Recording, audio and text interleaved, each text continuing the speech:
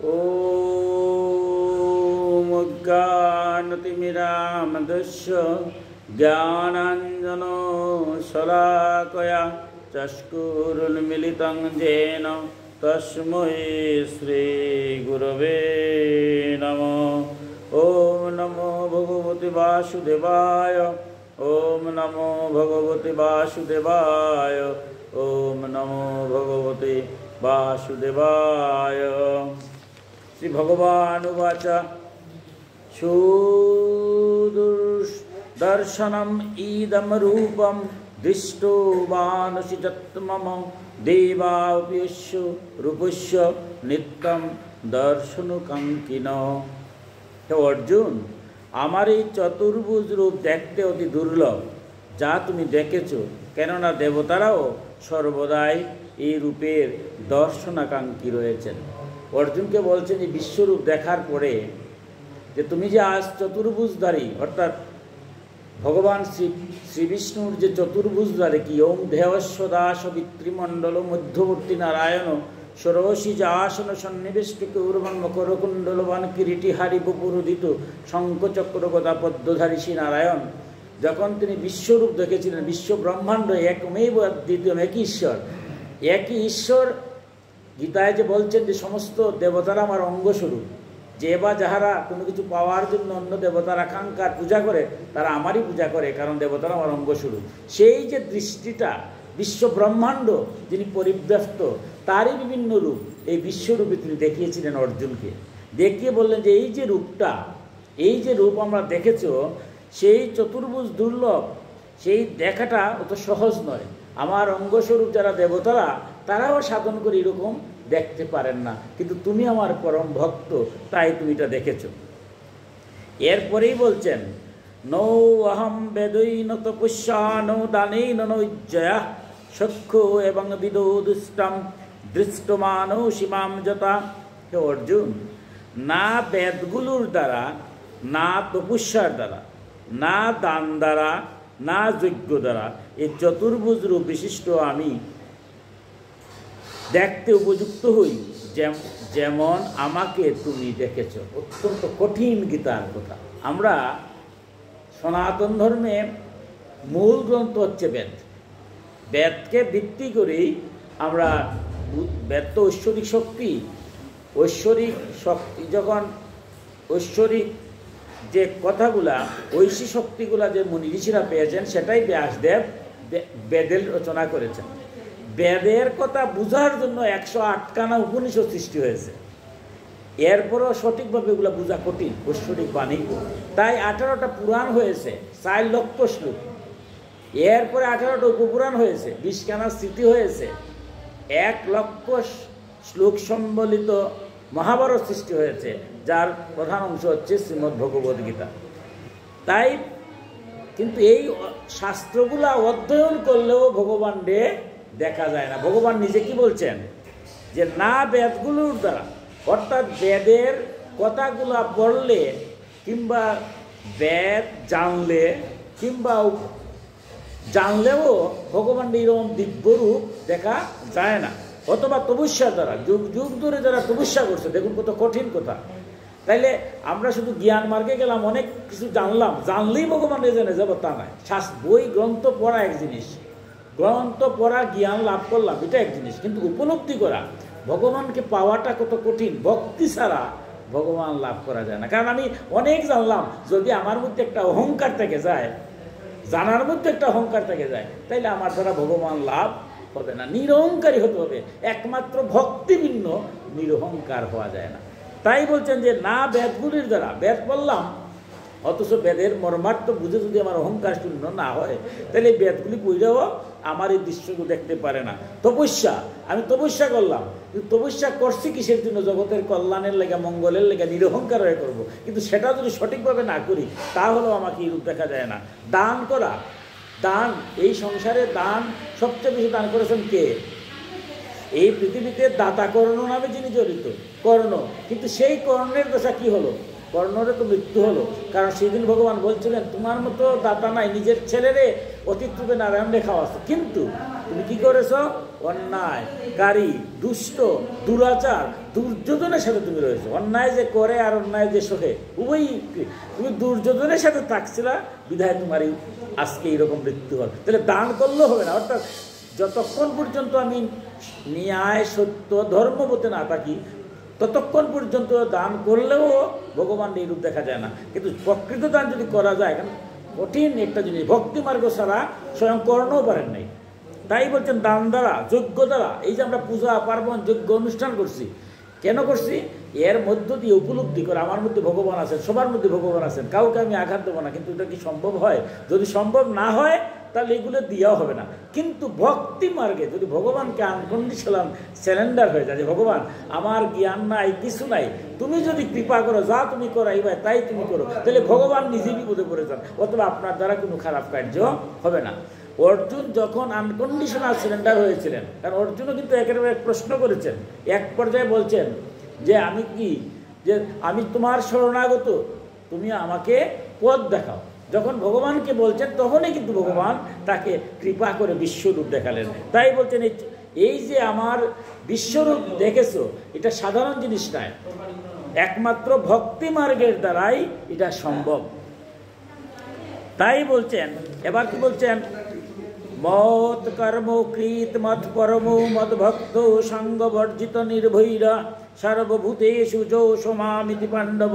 হে অর্জুন, যে পুরুষ কেবল আমার জন্য এই যজ্ঞ, দান, তপস্যাতির সমুদয় কর্তব্য করে, আমাতে পরায়ণ, আমার পরম আশ্রয়, পরম গতি মেনে আমার প্রাপ্তির জন্য তৎপর হয়, আর আমার ভক্ত অর্থাৎ প্রেমের সঙ্গে নিষ্কামভাবে আমার নাম, গুণ, প্রভাব, রহস্যের শ্রবণ, কীর্তন, মনন, ধ্যান, পঠন পাঠনের নিয়ন্ত্রণ অভ্যাসকারী, আসক্তি রহিত, সকল ভূতপ্রণীতে বৈরিভাব রহিত সেই অনন্য ভক্তি আমায় প্রাপ্ত হয়।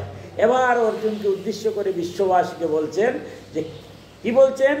যে হে অর্জুন, যে পুরুষ অর্থাৎ যে ব্যক্তি কেবল আমার জন্যই, অর্থাৎ আমরা যে পূজা করি, যজ্ঞ করি, কির জন্য করি? ভগবানের জন্য করি। কারণ ভগবান যদি কৃপা হয়, তা আমার জন্ম জন্মান্তরের পাপ যা আছে সব মোচন হয়। আমরা কোন জন্য কি করছি? 84 লক্ষ যদি পরিভ্রমণ করছি, এই দুর্লভ মানব জন্ম পেয়েছি। এই দুর্লভ মানব জন্ম সহজে হয় নাই।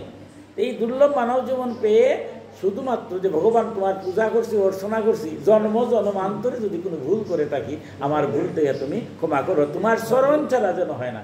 এই মনোভাব নিয়ে যারা আমার যজ্ঞ করে, যারা দান করে, যারা তপস্যা করে, এবং নিষ্কামভাবে কোনো কামনা নাই, ভগবান যা দিবায় তাতেই খুশি, এই চিন্তা করে যারা আমার নাম, ভগবানের নাম, গুণ, প্রভাব, রহস্যের শ্রবণ, কীর্তন, মনন, ধ্যান, অর্থাৎ ভগবানের নাম, কীর্তন, মনন, নিজের মনে করা, ধ্যান করা, অথবা শ্রবণমঙ্গলম, শ্রবণ করা, যে কোনোভাবেই হোক, আপনি যদি ভগবানের নাম শ্রবণ করেন, কীর্তন করেন, মনন করেন, আর কি বলছেন?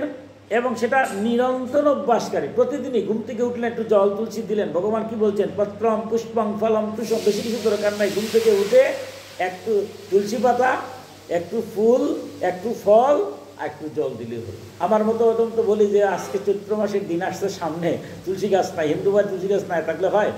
যদি বলে তুলসী গাছ নাই, তারপর আমার মতো ওরকম বাদ দিচ্ছেন না, দুটা ফুল দাও, বলে না ফুলও আমার বাড়ি নাই, বাদ দিলাম ফুল।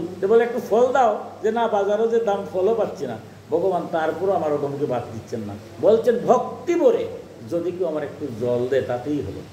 অভ্যাসকারী, প্রতিদিন একটু জল। এখন আমি ওরকম বলবো নি যে আমার বাড়ি জলও নাই। প্রতিদিন ঘুম থেকে উঠে অন্তত পক্ষে একবার, গোবিন্দ আমি যেখান থেকে আসছি এখানে চলে যাব, তাকে একটু জল।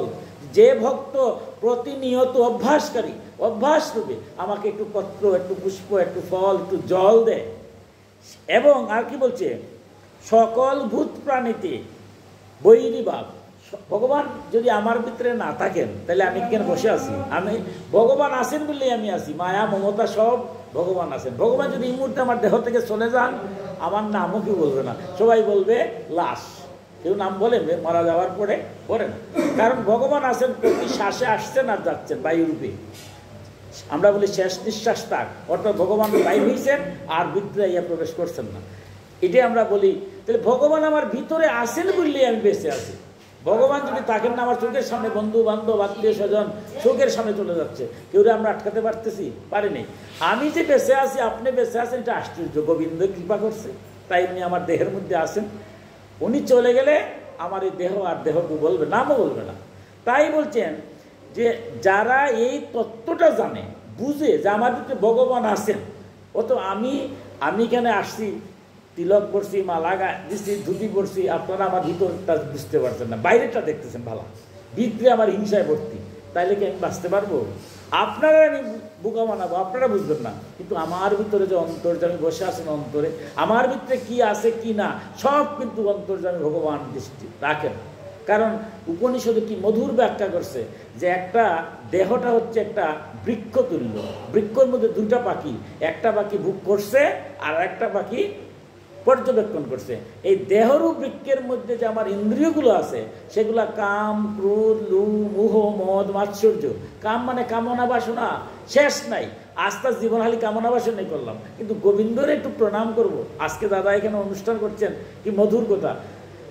এইভাবে একটু সময় দেই, সারা কাজের মধ্যে একটা বার ভগবান তো আমার, আমি যদি চলে যাব, ভগবান ছাড়া তো কেউ আমার সাথে যাবে না, তার সাথে একটু সম্পর্ক করবো, যে সেই সময় হয় না। কিন্তু ভক্তরা সকল কাজের মধ্যেও সময় পায়। সারাদিনও কাজ না করা যাবে না, সারাদিন আমরা কাজ করব, কামের মধ্যে একটু ভগবানকে স্মরণ করব। ভগবান কি বলছে, যখনই কোনো কর্মের মধ্যে ভগবানকে স্মরণ করা হয়, সেই কর্ম আর থাকে না, সেটা কি হয়, কর্মযোগ্য হয়ে যায়। তাই প্রতিটা ক্ষেত্রেই গোবিন্দকে আমরা স্মরণ করি, কার্য করব। তাই যদি আমি ভাবি যে আমার ভিতরে ভগবান আছেন, যে সবার মধ্যে ভগবান আছেন, তাহলে কারোর প্রতি আমি হিংসা করব না, কারোর প্রতি আমরা নিন্দা করব না। কার নিন্দা করব, কার হিংসা করব? ভগবান তো সবার মধ্যে আছেন। বলছেন প্রতিটা প্রাণীর মধ্যে পূজা, যজ্ঞ, অনুষ্ঠান এগুলা করার পরে যেগুলা হয়, এর চেয়ে বড় সাধনা হইল সর্বভূতে সমদৃষ্টি, সবের মধ্যে ভগবান আছেন, এই দৃষ্টিভঙ্গিতে আমি কাজ করব। কাজ বাদ যাওয়া যাবে না, কিন্তু সবার মধ্যে ভগবান আছেন এই দৃষ্টিভঙ্গিতে, সকল প্রাণীর মধ্যে, সকল মানুষের মধ্যে যে ভগবান আছেন এই কথা চিন্তা করে যারা আমার পূজা, যজ্ঞ, অনুষ্ঠান আদি করে, তারা ইহকালেও শান্তি পায়, পরকালেও মুক্তি পায়। একাদশ অধ্যায়ে যখন এই কথা শেষ করলেন, অর্জুনের মনে আরেক প্রশ্ন জাগে যে এবার আমি পূজা পার্বণ যজ্ঞ করবো। আমার দাদা আজকে পূজা পার্বণ করবেন, আত্মীয় স্বজন সবাইকে ডাকছেন, পাড়া প্রতিবেশীতে বলছেন একটু গীতা পাঠ হবে, আলোচনা হবে। এইভাবে তো করা যায়। ভগবানের এখানে পূজা হচ্ছে, বিষ্ণু তুলসী হচ্ছে, পুরোহিত তুলসী দিচ্ছেন, এটা হলো সগুণ পরমেশ্বরের সেবা। আমাদের ধর্মে দুইটা হয়, একটা হলো নির্গুণ পরমেশ্বরের সেবা, যাই ভগবানের ডাক, ওইটার দরকার নেই। এই যে পূজা আজকে করতেছেন, তুলসী দিতেছেন, এগুলোর দরকার নাই। এগুলো না নিয়ে আমি ধ্যানস্থ হয়ে ভগবানের ডাক, হয় না? নেই, এগুলো তো হয়। আবার আজকে যেটা, এই যে আজকে মূর্তি বসিয়েছেন, পুরোহিত আসছেন, পূজা করছেন, গীতা পাঠ হচ্ছে, আলোচনা হচ্ছে, এটা হলো সগুণ পরমেশ্বর। আর এগুলা সব বাদ দিয়া আমরা যে মুনি ঋষিরা যেটা ধ্যানস্থ নির্গুণ পরব্রহ্মর আরাধনা করে। তো অর্জুন চিন্তা করলেন, তাইলে এখন তো দুইভাবে করা যায়। তোমার নাম সবাইকে ভালোবেসে আমি তোমার নাম পূজা যজ্ঞ করবো, আমি মনে মনে করবো, এটা শ্রেষ্ঠ না আজকে যে আমার দাদা যে আয়োজনটা করছেন এইভাবে শ্রেষ্ঠ? তার মনে প্রশ্ন আসছে। তাই দ্বাদশ অধ্যায়ে গিয়েই এবার ভগবানকে প্রশ্ন করেছেন, এ বাংলা সতত যে বক্ততাম পর্যপাশতে যে অক্ষরমবিক্তম তে সামকে যুগবিত্তবা। হে ভগবান, যেসব অনন্যপ্রেমী ভক্তজন এই পূর্বোক্ত প্রকারে নিরন্তর আপনার ভজন ধ্যানে মগ্ন হয়ে আপনার সগুণ পরমেশ্বর অতি শ্রেষ্ঠভাবে উপাসনা করে, আর যেসব ব্যক্তি অবিনাশী সচ্চিদানন্দ নিরাকার পরব্রহ্মকে উপাসনা করে, এই দুই ভক্তর মধ্যে অতি উত্তম যুগবেত্তা কারা? কঠিন প্রশ্ন ভগবানের। যারা এই সংসারের মধ্যে থেকে সারাদিন কাজ করছে, যে সময় পায় ভগবানকে ডাকছে, পূজা যজ্ঞ অনুষ্ঠান করছে, এরাও তো সগুণ পরমেশ্বর, এরা শ্রেষ্ঠ না? সব কাম বাদ দিয়ে দিছে, আর কাজ কিচ্ছু করবো না, সব সাইডা আমি পরমেশ্বরের আরাধনা করবো। চলেই যখন যেতে হবে, তা আমি তো দরকার নেই, সব বাদ দিলাম, দিয়া শুধু আমি নিরাকার অথবা নির্গুণ পরব্রহ্মের আরাধনা করলাম, সংসার কিচ্ছু দরকার নেই, খালি ভগবানের না আমার জপ করলাম। এরা শ্রেষ্ঠ না এই সংসার জীবের মধ্যে সকল কর্মের মধ্যে তোমার ডাকে? এই দুইয়ের মধ্যে অতি উত্তম আপনার দুইটা ছেলে, দেখুন দুইটা ছেলে ভালো, খুব সহজে বলতে পারবেন। দুই ছেলের মধ্যে উত্তম কে? আপনি বলতে পারবেন। রামচন্দ্রের দুই ভাই, লক্ষণ সেও কম নাই, সাথে সাথে যায়, আর ভরত সেও কম নয়, রামের পাদুকা সিংহাসনে বসে রাজ্য চালাচ্ছে। এখন রামনে যদি বলা হয় যে আপনার দুই ভাইয়ের মধ্যে শ্রেষ্ঠ ভাই কোনটা, রাম কি বুঝতে পারবেন না। আজকে ভগবান শ্রীকৃষ্ণকে অর্জুন বলছেন যে তোমার এই সংসার জীব যারা আছে, সগুণ পরমেশ্বর আরাধনা করে, যারা সকল কাজের মধ্যে ভগবানকে ডাকে, তোমার নাম গুণকীর্তন করে, এরা শ্রেষ্ঠ না যারা এগুলা কিচ্ছু করে না, নির্গুণ পরম ব্রহ্মরে ডাকে, সে শ্রেষ্ঠ। দেখুন এবার ভগবান এই কঠিন উত্তরটা কিভাবে দিচ্ছেন। শ্রী ভগবান বাচা ময়্যা বিশ্বমনোজে মাম নিত্যযুক্তা উপাসতে শ্রদ্ধয়া পুরয়া উপেতা তে মে যুক্তা তমামতা। এই প্রকার অর্জুন জিজ্ঞাসা করিলে ভগবান শ্রীকৃষ্ণ বললেন, আমাতে মনকে একাগ্র করে নিরন্তর আমার ধ্যান ভজন মগ্ন হয়ে যে ভক্তগণ অতিশয় শ্রেষ্ঠ শ্রদ্ধার সঙ্গে যুক্ত হয়ে সগুণ পরমেশ্বর রূপ আমাকে ভজনা করে, তারা যোগীদের মধ্যে অতি উত্তম যোগী বলে আমারও মান্য হয়। খুব পরিষ্কার উত্তর। ভগবান বলছেন যে যারা আমাতে মনকে একাগ্রভাবে অতিশয় শ্রদ্ধার সাথে যুক্ত হয়ে সগুণ পরমেশ্বরের আরাধনা করে, তারা যোগীদের মধ্যে শ্রেষ্ঠ নয়, তারা আমারও মান্য। আমার কীর্তন যারা করেন দেখবেন বলেন, ভক্ত আমার মাতা পিতা, ভক্ত আমার গুরু, ভক্তই আমার নাম দিয়েছে বাঞ্ছা কল্পতরু। আপনারা ভক্ত যারা আছেন বললেই ভগবান বলতেছেন আমার গুণকীর্তন হয়। আর ভক্ত যদি না থাকতেন, সবাই যদি সংসার ত্যাগ করে চলে যেত, নির্গুণ পরমেশ্বর আরাধনা করতে, তো ভগবানের নামই তো থাকতো না। তাই বলছেন, তবে একটা শর্ত দিচ্ছেন, কোথায় খেয়াল করুন, আমাতে একাগ্র মন, অর্থাৎ এই সংসারে থাকবো আমরা, কিন্তু মনটা যেন ভগবানের কাছে থাকে। আমরা সমস্ত কর্ম করছি, কোনো আপত্তি নেই, কর্ম তো করতে হবে। অর্জুন যদি যুদ্ধ না করতেন তাহলে গীতা শুনলেই কি হতো? গীতা শুনলেও হবে না, গীতা পাঠ করলেও হবে না। যদি গীতা শুনলেই ইহকালে শান্তি আর পরকালে মুক্তি পাওয়া যেত, তো অর্জুন স্বয়ং কৃষ্ণের কাছ থেকে গীতা শুনছেন। শোনার পরে বলতে পারতেন যে ভগবান তোমার আমার গীতা বলছো, আমি শুনলাম, এবার শেষ, এবার তো শান্তি আমি পাবো, আর স্বর্গে গিয়ে তো তোমার পাবো, আমি যাই। তাহলে কি হতো? হলো না। কুরুক্ষেত্র যুদ্ধ করা লাগছে, কর্ম করতে হবে, যার উপর যে দায়িত্ব এবং কর্তব্য তার থেকে বিচ্যুত হওয়া যাবে না। অর্জুন শুনেছেন, বুঝেছেন, এবং সেই অনুসারে দুষ্ট যিনি তিনি ক্ষত্রিয় করে জন্ম নিয়েছেন, অন্যায়কারী, অবিচার, অত্যাচারী, তাদের বিরুদ্ধে সমাজে শান্তি প্রতিষ্ঠার জন্য যুদ্ধ তিনি করতে হয়েছে। তাই এবার এখানে, তবে মনটা সবসময় কৃষ্ণের কাছে ছিল। আমরা এই সংসারে আছি, আমরা আমার মতো অধম, দেখুন আমার বাবা আজকে আমি হারিয়েছি। আজকে যার বাসায় আসলাম, উনার বাবা কামদারঞ্জন ভট্টাচার্য, মা অঞ্জুরানী ভট্টাচার্য, উনার একজন ভাই কমলজ্যোতি ভট্টাচার্য আজ আমাদের মধ্যে কিন্তু নাই।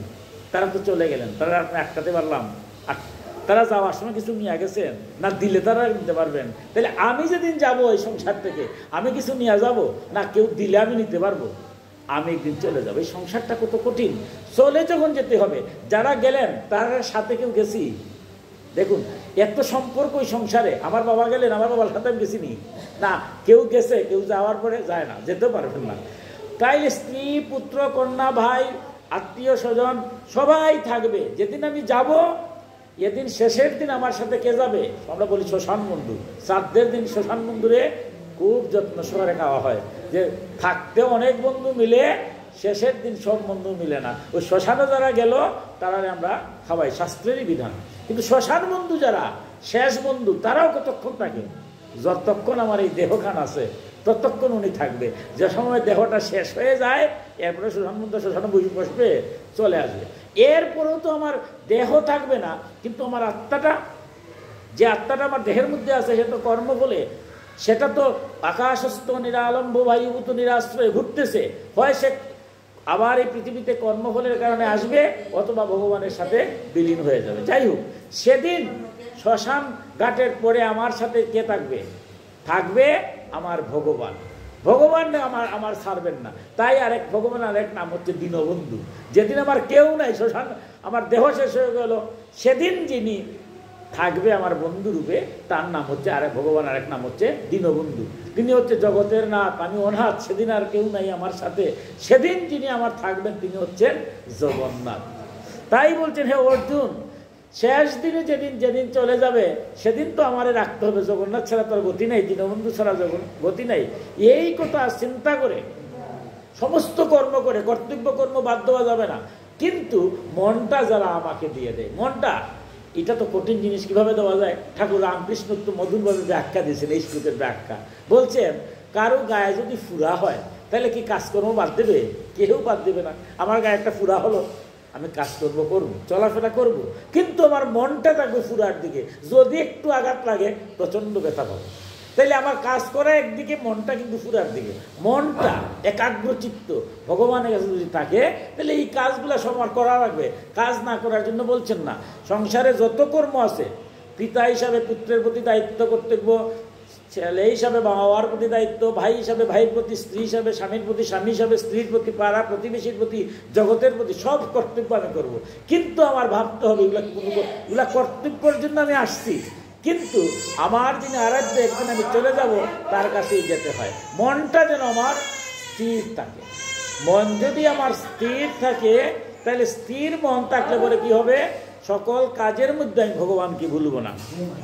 তাই বলছেন, হে অর্জুন, যারা এই কথা চিন্তা করে, এইভাবে চিন্তা করে মনটা আমারে দিয়ে এই জগতের সকল কর্ম করে, তারা যুগীদের মধ্যে শ্রেষ্ঠ। কারণ আমাদের সনাতন ধর্মে ব্রহ্মচর্য, গারস্থ, বানপ্রস্থ এবং সন্ন্যাস, কলিকালে সন্ন্যাস, পিতা মাতা সবে ত্যাগ করে সন্ন্যাস হওয়া নিষেধ আছে। ব্রহ্মবৈবর্ত পুরাণ পরিষ্কার কলিকালে নিষেধ।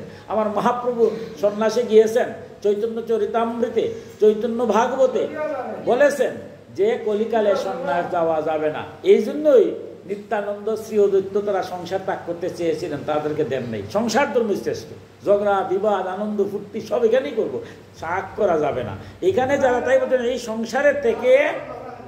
সংসারে থেকে সকল কর্মের মধ্যে আমি ভগবানকে ডাকবো, যে সময় পাবো, যে কাজ করবো তার আগে ঈশ্বরের স্মরণ করবো। এর মধ্যে দিয়া যারা এই জগতে, এরাই হচ্ছে শ্রেষ্ঠ। শুধু শ্রেষ্ঠ নয়, ভগবান বলছেন তারা আমার মান্য। দেখুন এই গীতার এই যে একটা শ্লোকগুলা, ভাগবতে গিয়ে 18,000 শ্লোক বর্ণনা করেছেন। ভাগবতের যে 18,000 শ্লোক, কাদের কথা?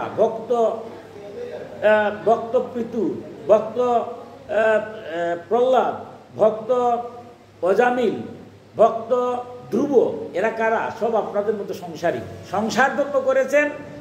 কেউ রাজা ছিলেন, অনেকেই রাজা ছিলেন, রাজধর্ম ছিলেন, কেউ গারস্থাশ্রমে, মানে সংসার ধর্ম করে সমস্ত কর্ম করেছেন, কিন্তু মনটা ভগবানের কাছে দিয়েছেন।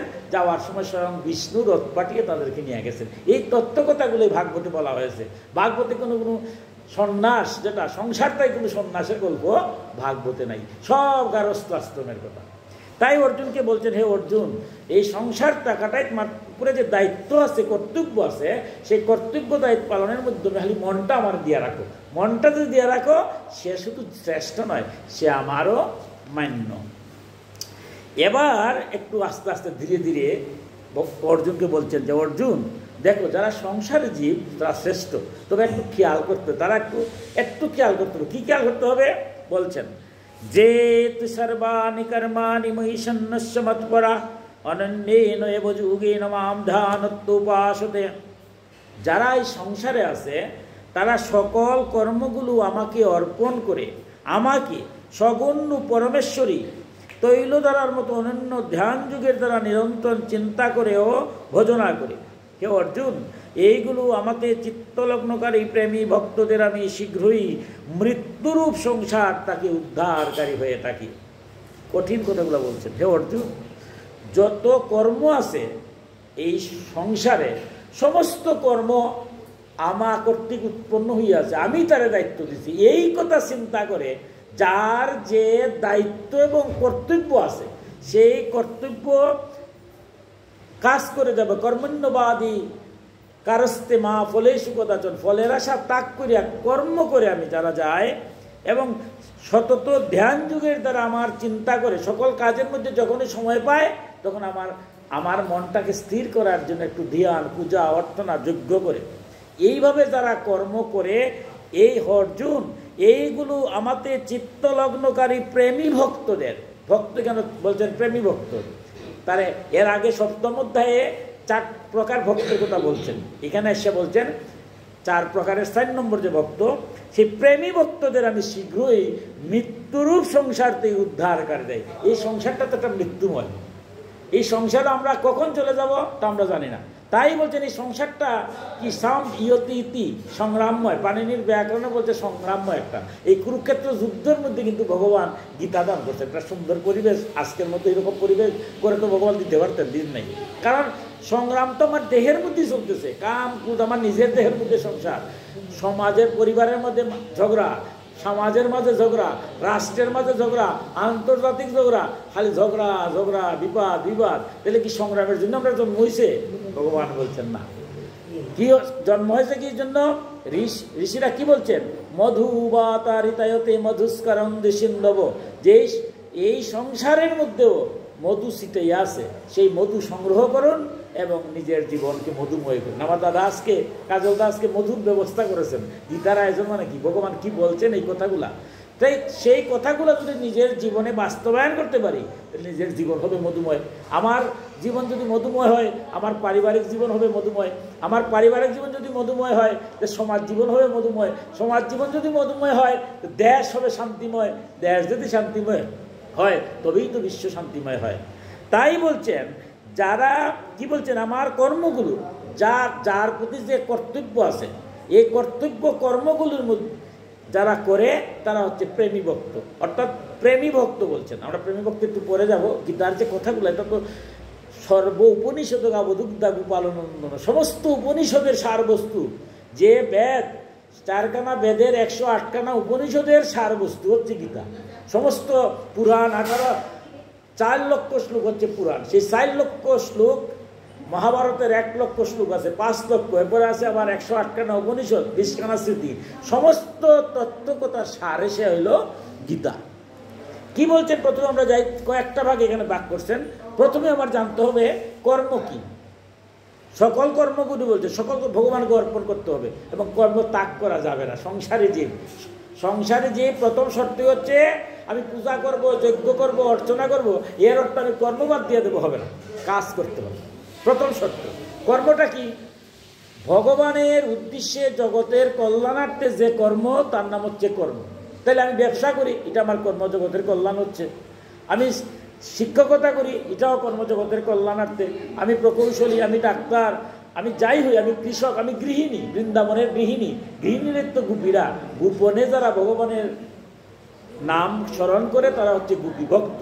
গোপীরাই ভগবানের পেয়েছিল। রান্নাবান্না যারা করছেন, গোপীরা তো এইভাবে রান্নাবান্না করছেন, জগতের কল্যাণের জন্য করছেন। সমস্ত কর্ম তো ভগবানের কর্মের জন্য, আর ভগবান তো সবার মধ্যেই আছেন। তাই কোনো কর্মই বাদ দেওয়া যাবে না। কর্তব্য কর্ম, আমার উপর যে দায়িত্ব আছে, সেই দায়িত্ব থেকে কর্ম, এই কর্মের মধ্যে 3 ভাগে ভাগ করছে। একটা হলো অকর্ম, একটা হলো অকর্ম, একটা হলো বিকর্ম। তো একটা হলো প্রথম, যেটা হলো কর্ম, ভগবান যে দায়িত্ব দিচ্ছেন এই কর্মটা আমি করব। আর বিকর্ম হচ্ছে যে কর্ম করলে জগতের অকল্যাণ হয়, অমঙ্গল হয়, সেই কর্ম আমি করব না। তাহলে প্রথমে আমার বুঝতে হবে যে কাজ কারো ক্ষতির কারণ হবে, এই কর্ম আমি বাদ দেব। আচ্ছা, এবার হচ্ছে আমরা কর্ম করব। কর্ম কি? কর্মে যে অকর্ম দেখে আর অকর্মে যে কর্ম দেখে, সেই হচ্ছে বুদ্ধিমান। অর্থাৎ যে কাজটা আমার উপরে আসছে, সেটা ভগবান আমার দায়িত্ব দিয়েছেন, আমি কাজ করে যাব। সেই ক্ষেত্রে সেটা আমি কি পাইলাম কি পাইলাম না, সেটা নিয়ে বিষয় নাই। আমার কর্তব্য, আমি কাজ করে যাব। এই কর্মটাকে আবার প্রধানত 3 ভাগে ভাগ করা হয়েছে। অনেক ব্যাখ্যা, আমি অতি সংক্ষেপে বলছি। 3টা কর্ম। কি বলছেন? একটা কর্ম কি? যে আমি যেখান থেকে আসছি সেখানে আমার চলে যেতে হবে। সেখানেই যখন চলে যেতে হয়, এই সংসারে আমি সমস্ত কর্ম করব, কিন্তু আমার মনটা যেন ভগবানের কাছে থাকে। তাই কোনো অবস্থাতেই আমি যেন ভগবান থেকে বিচ্যুত না হই। অর্থাৎ ভগবানের সাথে যেন আমার একটা সম্পর্ক হয়। ভগবানের সম্পর্ক কি? ভগবানকে, ভগবানের বাবা ডাকি, মা ডাকি, যেভাবেই বলি। আমার সনাতন ধর্মে 5 মতের আমরা বিশ্বাসী। 5টা মতের যারা আমরা দীক্ষা যারা নিয়ে থাকি, 5 মতের। কেউ আছে বৈষ্ণব মতের, এরা বিষ্ণুর আরাধনা করেন। তাই এই যে পঞ্চমতের আজকে কেন আপনার পূজা হচ্ছে, এই যে আজকে কেন পূজা হচ্ছে, গীতা পাঠ হচ্ছে, প্রথমেই আমার দেওয়া লাগে 5 মতের অনুসারীকে অর্চনা। আমার গানবুদ্ধ মতের অনুসারী যিনি গণেশরা আমরা পূজা করলাম। বৈষ্ণব মতের যিনি অধিষ্ঠাত্রী দেব হলো বিষ্ণু অর্চনা করলাম। তারপরে আমরা যারা শৈব মতের শিবরা আমরা পূজা করলাম। তারপরে কি করলাম? সৌরমতের যিনি সূর্য, তাকে পূজা করলাম। আর এক এক শ্রেণী আছে যে ভগবান তুমি বাবা ডাকলে তো ভালো, মা ডাকলে আরো মধুর লাগে, মা ডাকলে তো মধুর, তাই তোমার আমি বাবা ডাকবো না, মা ডাকবো। ভগবানকে বাবা ডাকেন, মা ডাকেন, ভগবান তো ভগবানই। তাই যারা মাতৃভাবে ভগবান আরাধনা করেন তারা হচ্ছেন শাক্ত। এই শাক্ততে হচ্ছেন কৌশিকী চণ্ডীর দুর্গা। অর্থাৎ এই পঞ্চদেবতার পূজা ছাড়া কোনো পূজা করা যাবে না। গীতা পাঠ, ভাগবত পাঠ যাই করি, বিধান হচ্ছে পাঁচজনের। মানে কি? একমেব অদ্বিতীয়, ঈশ্বর এক। বিপ্রদা বহুদা বদন্তি, বিপ্রগণ জ্ঞানীগণ আমাকে বিভিন্ন রূপে দেখে। আমার গুরুদেব যে মন্ত্র দিয়েছেন ইনি আমার ইষ্ট, কিন্তু বাকিরা হচ্ছে দেবতা। একই ঈশ্বর, একমেব অদ্বিতীয়ম, তারই বিভিন্ন রূপ। যিনি কৃষ্ণ তিনিই কালী হয়েছেন। তাই দেবনিন্দা করা যাবে না। ভাগবতে দেবনিন্দা কে করেছিলেন? স্বয়ং ব্রহ্মার পুত্র দক্ষ মহারাজ শিবনিন্দা করেছিলেন। শেষে কি ফল হলো? বলভদ্র এসে তার মুন্ডটা কেটে দিয়ে দিয়েছে যজ্ঞের মধ্যে, আর ছাগলের মুন্ড না মাথা লাগাইছে। অর্থাৎ যারা না বুঝে দেবনিন্দা করে তারা ছাগলের মুন্ড বুঝায়। সনাতন ধর্মের কঠিন। আমার আরাধ্য মহৎ গুরু যদি জগতের গুরু হন, তা আপনার গুরুর মধ্যে কি আমার গুরু নাই? আমার ঈশ্বর তো অনেক না, ঈশ্বর একমেব অদ্বিতীয়, ঈশ্বর এক। তার বিভিন্ন, আমার গীতায় বলছে নবম অধ্যায়ে, যারা বিভিন্ন কিছু আকাঙ্ক্ষার জন্য বিভিন্ন দেবদেবীর পূজা করে, তারা বুঝে কিংবা না বুঝে আমারে আরাধনা করছে, এবং যা দেই তা আমি কর্তৃকই দিয়া থাকি, কারণ দেবতারা আমার অঙ্গস্বরূপ। কিন্তু জগতের নিয়ম অনুসারে আমরা যেটা, নিয়মের বাইরে যাই না। রামচন্দ্র ইচ্ছা করলে রাবণবধ করতে পারতেন, কিন্তু না, জগতের নিয়ম। অসুর বধ করবেন, দুর্গা পূজা করতে হবে। রামচন্দ্র দুর্গা পূজা করেছেন। স্বয়ং শ্রীকৃষ্ণ অর্জুনকে গীতা দান করছেন। একই সাথে আবার শ্রীকৃষ্ণ কুরুক্ষেত্র যুদ্ধে দুর্যোধনদেরকে বধ করবেন, কিন্তু দুর্যোধনকে তো যদি বধ করতে হয় শ্রীকৃষ্ণ তো যথেষ্ট, কিন্তু না, তিনি তার নিয়ম কখনো ভঙ্গেন নাই। কুরুক্ষেত্র যুদ্ধেও অর্জুনকে দিয়ে কি করছেন? তিনি দুর্গা কাত্যায়নী মহাভাগে বিরলাই যে কথাগুলাকে কুরুক্ষেত্র যুদ্ধে স্বয়ং অর্জুন দুর্গা পূজা করেছেন। কারণ অরাতিগণকে স্বয়ং যখন কুরুক্ষেত্র যুদ্ধে গীতা দান করার আগে, কুরুক্ষেত্র যুদ্ধে প্রবেশ করা মাত্রই অর্জুন বলছেন, হে অর্জুন, তুমি অরাতিগণকে বধ করবে, এবার তুমি দুর্গা পূজা করো। কি মধুর পূজা! কাত্যায়নী মহাভাগে যে চণ্ডী কথাগুলো আমরা দুর্গা পূজার সময় বলি, কে?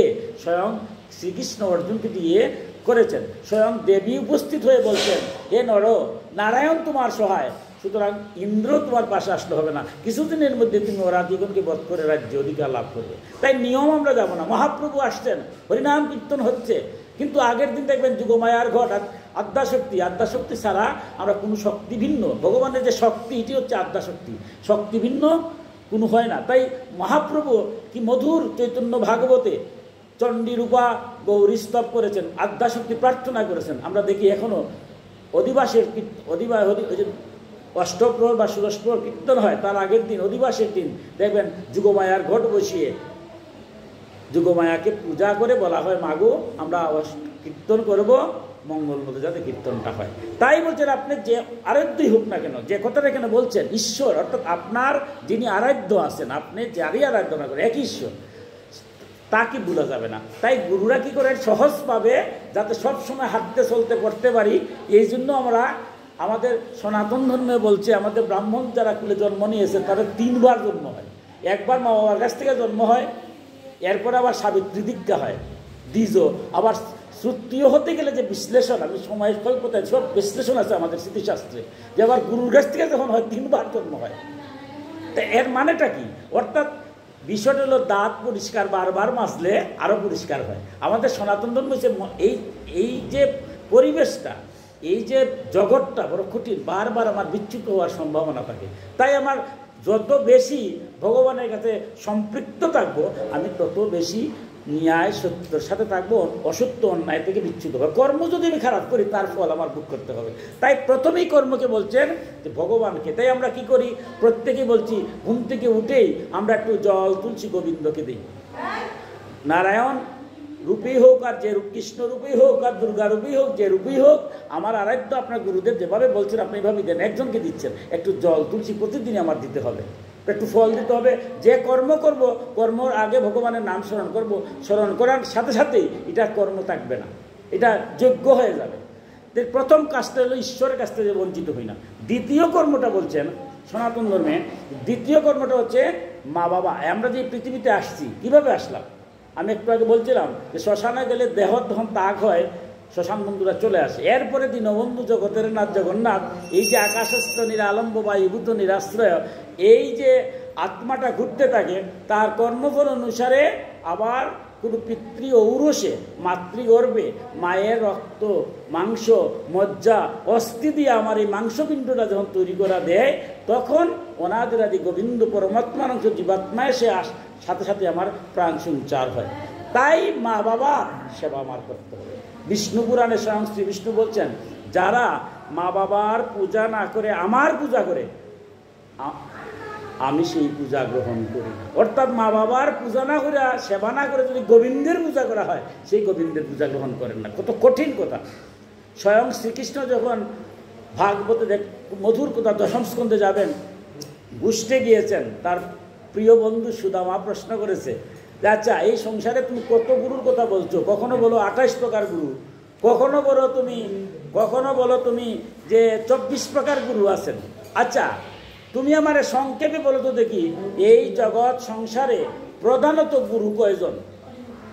ভগবান শ্রীকৃষ্ণ সুদামাকে বলছেন যে দেখো, স্থান কাল পাত্রভেদে বিভিন্ন সময় গুরুর কথা আমি বলেছি ভাগবতে, কখনো 28 প্রকার, কখনো 24 প্রকার।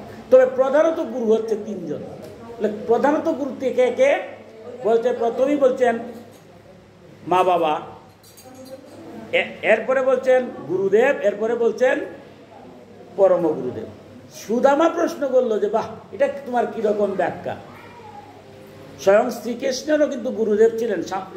এই যে শান্তিপণিমণি, উনি কিন্তু শ্রীকৃষ্ণের গুরুদেব। স্বয়ং মহাপ্রভু, উনিও কিন্তু গুরু দীক্ষা নিয়েছেন। রামচন্দ্রও গুরু দীক্ষা নিয়েছেন। এবার সুদামা বলছেন যে তুমি 3 জন গুরুর কথা বলছো। 1 নম্বরই বলছো মা বাবা, 2 নম্বরে বলছো গুরু, আর 3 নম্বরে বলছো জগৎ গুরু। আমি কথাটা বুঝলাম না। তখন তিনি বললেন মধুরভাবে, এই যে আমরা বলি অহণ্ড মণ্ডলাকারং ব্যাপ্তং যেন চরাচরম তৎপদং দর্শিতং যেন তস্মৈ শ্রী গুরুবে নমঃ। পরম ব্রহ্ম বিশ্ব ব্রহ্মাণ্ডব্যাপী যিনি আছেন, অখণ্ড, খণ্ড করা যায় না, অখণ্ড মণ্ডলাকারং বিশ্বব্যাপী যিনি পরিব্যস্ত, সেই পরম ব্রহ্মর পদ যিনি দেখান, তিনি হচ্ছেন গুরুদেব। আমরা দেখেছি ভাগবতে, স্বয়ং ধ্রুব যখন বনে গেছিলেন, বনে যাওয়ার পরে ধ্যান করে 5 বছরের বাচ্চা, সে ধ্যান করবে কিভাবে? স্বয়ং নারদ মুনি এসে তাকে দীক্ষা দিলেন। কিম দীক্ষা? ওম নমো ভগবতে বাসুদেবায়। এই যে আমরা কথাটা বলি, এটা হচ্ছে ভাগবতের বীজ, একটা বীজ মন্ত্র। নারদ মুনি দীক্ষা দিয়েছিলেন ধ্রুবকে, ভক্তকে, যে ওম নমো ভগবতে বাসুদেবায়। এই কথাটা বলে। বীজ মন্ত্রটা কি?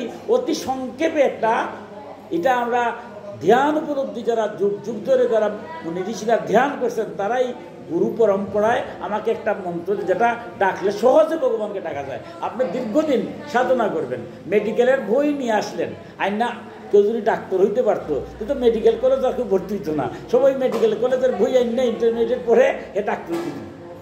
আমার দাদা শ্রদ্ধাভাজন অসিত দেখেন আসছেন, লর বই নিয়ে বাসার বইয়া পড়ে নিলাম, তাহলে তো আমি উকিল দিতে পারতাম না। একটা প্রাতিষ্ঠানিক নিয়ম আছে, গুরু আছে, এখানে সিস্টেমে যেতে হবে।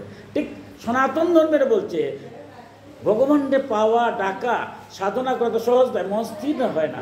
আমি চোখ বুঝা কৃষ্ণ কৃষ্ণ করলাম আর ভিতরে ভিতরে লাউ ক্ষেতের চিন্তা করলাম, হবে নাকি? তাহলে মন স্থির করে তো সহজ নয়। এখনো মন্ত্রের গুণ আছে। এখন আমরা চড়ক পূজাতে দেখি বর্ষিকাতে মা কালী আদ্যাশক্তি এখনো আগুনের মাঝে নৃত্য করছে। কি দিয়া? মন্ত্র দিয়া। মন্ত্রের গুণ আছে বলে সম্ভব হচ্ছে। বিজ্ঞানটা বলছে এটা অলৌকিক শক্তি। তাই গুরুরা সেই বীজ মন্ত্র কর্ণে দেওয়ার সাথে সাথে, কর্ণে যে দেন, দেওয়ার সাথে সাথেই এই ভগবানের সাথে আপনার একটা আত্মার মিল হয়ে যায়। এই জন্য আমরা বলছি যে ভগবানকে পূজা করার আগে আমরা গুরুর পূজা করি। আমরা আজকে গীতা পাঠ করছি, ভাগবত পাঠ করছি, কৃষ্ণ পূজা করছি, বা আজকে গোবিন্দ দেবেন, সবার আগে গুরুবে নম, পরম গুরুবে নম, পরাপর গুরুবে নম, পরাবেষ্টি গুরুবে নম, সব গুরুকে দিচ্ছি। কেন? আমারও তো ভুল ভ্রান্তি হয়, গুরু যেন রক্ষা করে। সুদামা বলছেন আচ্ছা ঠিক আছে, মানলাম, ভগবানকে ডাকার আগে তুমি ভুল ভ্রান্তি হবে, তাই গুরুর মাধ্যমে আমি দেখেছি, গুরুকে আমি ডাকলাম। কিন্তু তুমি তো সবার আগে দিয়ে দিছো 1 নম্বর গুরুকে, মা বাবা, মহাগুরু। সনাতন ধর্মে কিন্তু মহাগুরু আর কাউকে বলে নাই, মা এবং বাবা 2 জনকে বলছে মহাগুরু। তুমি মহাগুরু দিয়ে দিলাম, এরও আগে মহাগুরু। অর্থাৎ গুরু, ভগবানকে ডাকার আগে গুরুরে দিতে হয়, এর আগে মা বাবা। মা বাবা হচ্ছে মহাগুরু সনাতন ধর্মে। এটা কীরকম কথা? এবার ধর কি মধুর কথা কৃষ্ণ বলছেন, যে বলছেন সুদামা, এই যে মানব দেহ নিয়ে আমরা যারা আসছি, স্বয়ং শ্রীকৃষ্ণও তো মানব দেহ নিয়ে আসছেন। ছোট্টবেলা যখন দামোদর লীলা হয়, তিনি ছোট্ট ছিলেন, মা তাকে দুষ্টামি করছে, দড়ি দিয়ে বাঁধবেন, 2 আঙ্গুল হয়ে যায়। কিছুক্ষণ পরে মা যখন ঘেমে গেছেন, তখন কৃষ্ণ চিন্তা করছেন, সব বনাস, আমার অলৌকিকত্ব কারে দেখাচ্ছি, যার স্তন পান করেছি।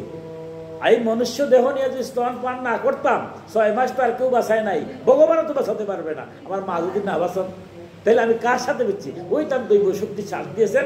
এই যে প্রেমের ভাবে ভগবানকে বাঁচা যায়, তিনি ধরা পড়েছেন। তিনি মা বাৎসল্য প্রেমে ভগবান আমরা দেখেছি কার্তিক মাসে দামোদর লীলা হচ্ছে। তাই কৃষ্ণ বলছেন, তুমি যে এই জগতে দেখতেছো, কিভাবে পাইলা? তুমি তো পরমাত্মার অংশ। যখন একটা দেহ থেকে চলে যায়, এত ঘুরতে থাকে, তখন পিতৃ ঔরসে মাতৃগর্ভে মায়ের রক্ত মাংস মজ্জা অস্থি দিয়া তোমার এই মাংসপিণ্ডটা যখন তৈরি করে, তখন অনাদিরাদি গোবিন্দ এসে প্রবেশ করে। যদি মায়ের রক্ত মাংস মজ্জা অস্থি দিয়া মাংসপিণ্ডটা সৃষ্টি না করতো পিতৃ ঔরসে, তুমি ভগবান কোথায় গিয়ে ঢুকতে পারতো? ভগবান তো হইতে পারতো না। আমার দেহের মধ্যে ভগবান আছেন, ঠিক আছে, আমার হৃদয়ে ভগবান আছে। কৃষ্ণ বলছেন, কৃষ্ণ নিজে বলছেন শুধু আমাকে, যে দেহ যদি তৈরি না হয়, তা আমি ভগবান কোথায় যাব? শূন্য থাকবো নাকি ভগবান? তাইলে যে মা বাবার দ্বারা এই দেহগান পেয়েছি, সেই মা বাবা হচ্ছেন মহাগুরু। তাই মা বাবার সেবা ছাড়া গোবিন্দের পূজা হয় না। লোকনাথ ব্রহ্মচারী খুব মধুরভাবে বলছেন তার জীবনীতে, যে আমরা পূজা পার্বণ করার পরে পুরোহিত কি করেন? যজ্ঞ করেন, আহুতি দেন। আহুতির মধ্যে যখন আগুন হয়, আগুনের মধ্যে ঘি দেন। ঘি দিলে কি হয়? দাউ দাউ করে আগুন জ্বলে না? তখনই কিন্তু পুণ্যাহুতির নারকেল বা কলা দেন। লোকনাথ ব্রহ্মচারী বলছেন, আগুন নাই, ছাই আছে।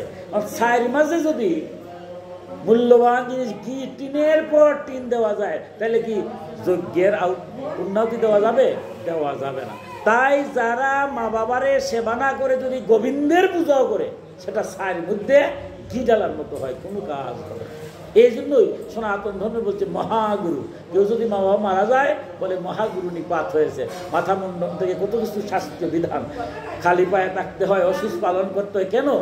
জীবিত থাকায় কত কিছু করছি। আমি যদি আমার মায়ের 1 ফুটা দুধের নিষেধ করতে পারি না, আর বাদ বাকি তো আর এটা চিন্তাই করা যায় না। তাই সনাতন ধর্ম বলছেন, প্রথমেই মা বাবার সেবা করতে হবে মহাগুরু, তারপরে যার মাধ্যমে আমার ভগবানকে দেখতে পাই সেই গুরু, এরপরে বলছেন কর্মগুরু। আমরা 2টা কাজ বললাম, একটা হচ্ছে ঈশ্বরের ডাকা, 2টা হচ্ছে আমার গুরুদের প্রতি, ভগবানের প্রতি জল তুলসী দেওয়ার। 3য় কাজের কথা বলছেন, যে জগতের কল্যাণ করা, মঙ্গল করা। যে কাজের দ্বারা জগতের মঙ্গল হয়, ভগবান, আমি একটু আগে বলছি যে ভগবান কি বলছেন, যে আমার পূজা পার্বণ যজ্ঞ অনুষ্ঠানের চেয়েও সর্বভূতে আমি আছি, এই চিন্তা করে যারা জগতের মঙ্গল কার্য করে, সে হচ্ছে সবচেয়ে বড় শ্রেষ্ঠ ভক্তি। আমি পূজা পার্বণ কেন করছি? যজ্ঞ কেন করছি? গীতা পাঠ কেন করছি? অর্জুনে গীতা শুনলে লাভ হবে না, কুরুক্ষেত্র যুদ্ধ করা লাগছে, কারণ এগুলো করতে হবে। কর্ম ছাড়া কোনো কাজ হবে না। তাই সর্বজীবে মঙ্গল, বিশ্বের কল্যাণ, বিশ্বের মঙ্গল যেভাবে হয়, যদি আমার কোনো কাজের দ্বারা, বাক্যের দ্বারা জগতের অকল্যাণ হয়, সেটাই আমার ধর্ম। জগতের কল্যাণটাই আমার ধর্ম।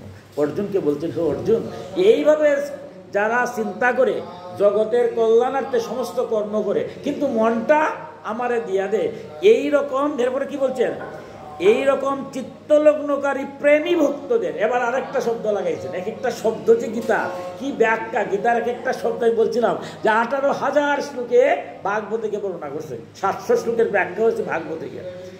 এই যে বলছে প্রেমী ভক্ত, তার মাঝে আবার 30 শ্রেণী ভক্ত হয়েছেন। যে সংসারে যারা আছে, আরো 3 ধরনের ভক্ত আছে। সপ্তম অধ্যায়ে গিয়ে বলছেন যে আমারে যারা ডাকে, 4 প্রকারের ভক্ত আছে। আর এখানে এসে বলছে আমি প্রেমী ভক্তদের রক্ষা করি। তাইলে বাকি যে 3 ভক্ত, এদের থেকে উন্নত হতে হবে। 4টা ভক্ত আছে সনাতন ধর্মের। সপ্তম অধ্যায়ে ভগবান অর্জুনকে বলছেন, আমার যারা পূজা পার্বণ যজ্ঞ অনুষ্ঠান করে এই জগতে, যারা আমারে ডাকে, তারা আবার 4 ধরনের। এরা কি? আর্ত্র, অর্থাত্রী, জিজ্ঞাসু এবং জ্ঞানী। এই জ্ঞানী ভক্তি হচ্ছে প্রেমী ভক্ত। 4টা ভক্ত কে কে? প্রথমে আসছে আমরা অর্থার্থী। অর্থার্থী মানে কি? ভগবানের সাথে আমার সম্পর্ক আমার মতো অধমের ভক্তি দিয়েই ভগবান আমার এটা দো, এটা দো, এটা দো, এটা দো, এটা দো, এটা দিবাই তোমার সাথে আমার ভালো সম্পর্ক, দিবা না দিলে তোমার সাথে আর সম্পর্ক নাই, তুমি দাও। এখন প্রশ্ন হচ্ছে, ভগবান বলছেন এরাও ভক্ত এই কারণে তারা জানে যে আমি দিতে পারবো, তারা তো আর কাছে চায় না, আমার কাছে চাচ্ছে। আমার কাছে যেহেতু চাচ্ছে, তারা অর্থ বৃত্ত এই দাও সেই দাও কত কিছু, আমার মতো তো ভক্তি দিয়া শেষ, এইটা তো কুয়ারে মানুষ করে দাও, কুয়ারে ডাক্তার বানাইয়া দাও, এই করো সেই করো। তবে এরা আমার কাছে চাচ্ছে বিধায় তারাও ভক্ত। তবে ধীরে ধীরে একটা পর্যায়ে আমার প্রতি তার পূর্ণ বিশ্বাস যদি থাকতো, সে তো বলতো যে ভগবান তুমি যা বলা তাই আমারে করো, কিন্তু এই কথা তো বলতে পারছে না, প্রাথমিক স্তরে যাওয়া যায় না। তাই বলছে এরা আমার ভক্ত, তবে এরা অর্থার্থী ভক্ত। আর এক প্রকার ভক্ত হচ্ছে আত্মভক্ত, বিপদে বললে ডাকে, বিপদ নাই আর ডাকা। এই যে আমার মতো অধম, কোভিড-19 যখন আসছে, আমার মতো ভক্তের একটু ডাকটা বেড়ে গেছে যে রে বাবা ধরলে তো আর শেষ নেই, এবার সকাল বিকাল দুপুর রাত খালি নারায়ণ নারায়ণ ডাক শুরু হয়েছে। কোভিড-19 গেছে কি আর তার কাছেও নেই। কিন্তু আপনারা যারা ভক্ত, বিপদ আসলেও ডাকেন, বিপদ গেলেও ডাকেন। কারণ ভগবান যারা আপনারা বিপদের সময় ডাকেন, বিপদ যদি আসে আর আপনি নাও ডাকেন, ভগবান ভাগবতীকে বলছে আমার ভক্ত যারা আমাকে সব সময় ডাকে, সে যদি বিপদের সময় আমার নাও ডাকে, আমি কি এতই অকৃতজ্ঞ? আমি সে না ডাকলেও তাকে আমি তা সেই বিপদ থেকে তারে উদ্ধার করি। কিন্তু আমার মতো তারপরেও বিপদ যখন নাই, খুব সুস্থ আছি, সবল আছি, এবার আর ভগবানের দ্বার কাছেও যাব না। যেমন স্বয়ং দ্রৌপদী দেখেন, আমার মতো করতো। স্বয়ং দ্রৌপদী যখন বস্ত্রহরণ হয়, দুঃশাসন তুলে ধরে নিয়ে আসছে, তখন কিন্তু কৃষ্ণকে ডাকেন নাই। মনে মনে দ্রৌপদীর ভাব ছিল, যেখানে আমার পঞ্চস্বামী আছে, বাবারে বাবা ভীম অর্জুন, তা কই যাবে দুর্যোধন? এখানে এসে যখন দেখলেন তাকে অপমান করছে, এরা মাথা নোয়া বসে আছে, চিন্তা করেন বিশ্ব আছে, বাবারে বাবা কুলবধূর বস্ত্রহরণ হয়, এরপরে কি বিশ্ব বসে থাকবে নাকি? তিনি মনে মনে বলেন বিশ্ব আছেন, কর্ণ আছেন, দাদা কর্ণ, দ্রোণাচার্য আছেন, কৃপাচার্য আছেন, এরা একটা হুঙ্কার দিলে ঠিক আছে, কিন্তু এরা তো অন্ধ হয়ে গেছে, ধর্ম কোনটা আর অধর্ম কোনটা এরা বুঝে না। এরা মৃত্যুর আগে ভগবান বুঝিয়ে দিছে। দুর্যোধন কর্ণরে বুঝাইছেন, বিশ্বরে বুঝাইছেন, দ্রোণাচার্যরে বুঝাইছেন যে তোমরা এটার নাম কি ধর্ম? কুলবধূর বস্ত্রহরণ হয়, এই কুরুক্ষেত্র যুদ্ধটাই হয়েছে তোমাদের কারণে। কারণ ভগবান শ্রীকৃষ্ণ মহাভারতকে বলছেন যে সমাজ ধ্বংস হয়, সমাজ ধ্বংস হয় দুষ্টদের দ্বারা নয়, সমাজ ধ্বংস হয় জ্ঞানীরা নিশ্চুপ থাকার জন্য। কুরুক্ষেত্র যুদ্ধ দুর্যোধন আর দুঃশাসন, তারা কি ক্ষমতা ছিল? কারণ তাদের ক্ষমতা একটাই, তাদের উপরে কে আছে ছায়ার মতো? বিশ্ব, কর্ণ, দ্রোণাচার্য। তারা যদি থাকতো না, তাহলে এগুলা কি করতে পারতো? আমরা সমাজের মধ্যে যারা দুষ্টামি করে, তাদের একটা ছাতা থাকে, কিন্তু যারা এই দুষ্টামির প্রশ্রয় দেয়, বুঝতে হবে বিশ্ব টিকতে পারলেন না, স্বেচ্ছামৃত্যু পারলেননি। দ্রোণাচার্য অস্ত্র তৎক্ষণ থাকবে, তাকে মারতে পারবেন না, বাঁচলেননি। কর্ণ এত বড় দাতা হয়ে তার সামনে দাঁড়াইবার মতো কেউ ক্ষমতা ছিল না, বাঁচলেননি। অর্থাৎ যত বড় ক্ষমতার অধিকারী হই না কেন, দুষ্টকে যখন আমি প্রশ্রয় দেবো, তার বিনিময়ে আমার বিনাশ অবশ্যম্ভাবী। তাই যারা বিপদে, তখন দ্রৌপদী ডাকেন নাই, এরপরে কি করছেন? এক হাতে বস্ত্র লজ্জা নিবারণের চেষ্টা করছেন আর ভগবানকে ডাকছেন। এক পর্যায়ে দেখলেন যে আর গতি নাই, এবার দুই বাহু তুলে আনকন্ডিশনাল ছিলেন, হে কৃষ্ণ রক্ষা করো। সাথে সাথে ভগবান তার কৃপা করেছেন, হাজার লক্ষ কোটি বস্ত্র তার মধ্যে আসে। দুঃশাসনে তারা লজ্জা নিবারণ করতে পারে নাই, লজ্জা নিতে পারে নাই। এই যে দ্রৌপদীর আনকন্ডিশনাল সারেন্ডার, প্রথম কিন্তু বিপদে পড়ছে, তখন ডাকছে। তো আমরা যখন বিপদে পড়ি, তখন যারা ডাকি তারা হচ্ছে আত্মভক্ত। তবে যারা বিপদে ডাকে, ভগবান তাদেরকে ভক্ত বলছেন যে একটা সময় ডাকতে ডাকতে তারা অভ্যাস হয়ে যায়, বিপদ না হইলেও ভগবানকে তারা ডাকে। এরপরে 3 নম্বর ভক্তকে, 3 নম্বর ভক্ত হচ্ছেন জিজ্ঞাসু ভক্ত। জিজ্ঞাসু মানে কি?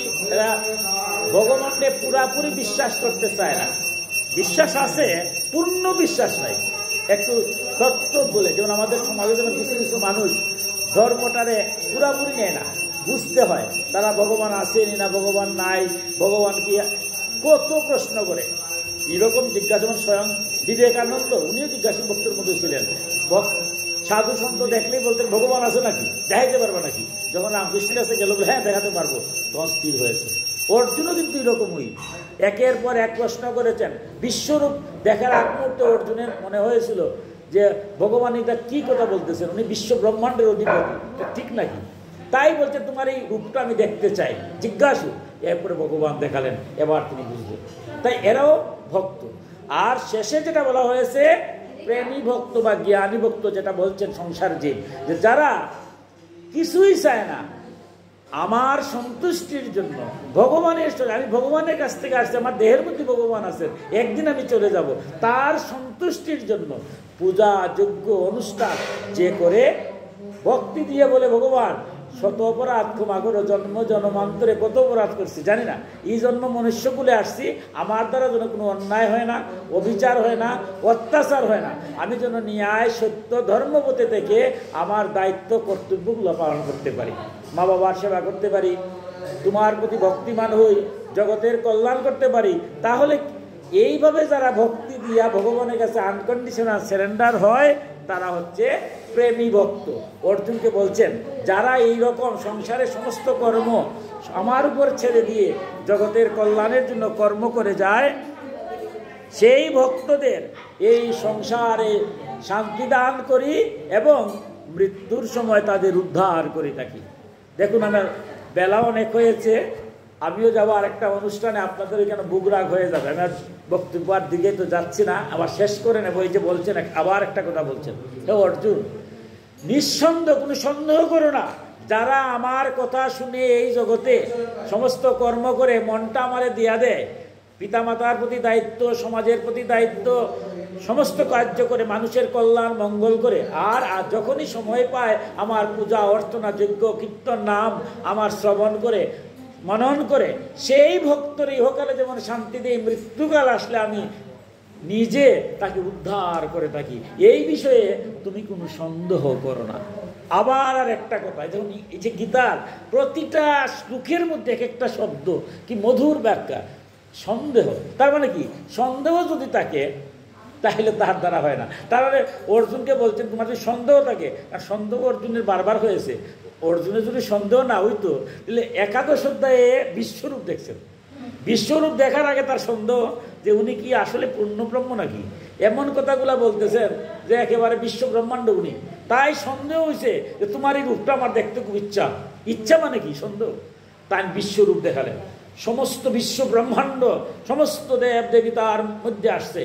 এই রূপ দেখে ভয়ে অর্জুন বলছে, বাবারে বাবারে, এই রূপ আর না না না, তোমার সেই মুরলী সন্ধ্যায় দুই হাত, সেই কৃষ্ণ আমি দেখতে চাই। ভয়ে কি মধুর কথা একাদশ সন্ধ্যায়, আর দরকার নাই, তাড়াতাড়ি তোমার এই রূপ আনো। আবার রূপ সম্বরণ করছেন। আচ্ছা, এবার তো অর্জুনে বুঝলেন যিনি পূর্ণব্রহ্ম। উনি যখন বলছেন ন্যায় সত্য ধর্মের জন্য তুমি যুদ্ধ করো, যুদ্ধ করবেন। কিন্তু একাদশ অধ্যায় গীতা শেষ, ওই দ্বাদশ অধ্যায়ে আর একটা প্রশ্ন করে দিয়েছে। সন্দেহ কি গেছে? যায় নাই। সন্দেহ কোন সময় গেছে? অষ্টাদশ অধ্যায়ে বলছে, ভগবান তুমি যখন আমারে বলো তখন আমার খুব ভালোই লাগে, তোমার বক্তব্য শেষ আমার মনটা এত চঞ্চল যে আমি আস্তি রাখতে পারি না। এখন আমি কি করতে পারি? এই যে আমাদের মতো, আমার মতো, ভগবানের কথা শুনলে তো ভালোই লাগে, ভগবানের কথা শেষ, এরপরে তো আবার মারামারি কাটাকাটি হিংসা হিংসি শুরু করে দিলাম। আমার অর্জুন বলছেন সেই কথা, ভগবান আমি এখন কি করতে পারি? এবার কিন্তু ধীরে ধীরে আনকন্ডিশনাল সারেন্ডারের দিকে যাচ্ছেন। আর অষ্টাদশ অধ্যায়ে এবার ভগবান বলছেন, কি বলছেন? সর্বধর্ম পরিত্যাজ্য মম গাঙ্গে শরণাং বল, সমস্ত কিছু ত্যাগ করে আমার শরণাগত হোক। আমার শরণাগত হলে কি হবে? ভগবানের যদি শরণাগত হই, ভগবান তুমি যা বলা তাই করো, তাহলে আমার চিন্তা আসেনি। এবার অর্জুন বলছে, ঠিক আছে আমি তোমার শরণাগত হলাম। এবার কিন্তু মন স্থির হয়ে গেল। ভগবান কি করলেন? ভগবান এবার বললেন, তুমি ন্যায় সত্য ধর্ম তুমি যুদ্ধ করে যাও। দেখুন কত কঠিন কথাগুলা এই গীতা যেখানে শেষ হয়েছে, আমার ভাগবত সেখান থেকে শুরু হয়েছে। কিভাবে ব্যাখ্যা করেছে ভাগবতে, 18,000 শ্লোক, এবং পুরাণাদিতে 4 লক্ষ শ্লোক হচ্ছে পুরাণ, 18টা পুরাণে। এই গীতার কথাগুলো ধীরে ধীরে ধীরে ধীরে ব্যাখ্যা করছে।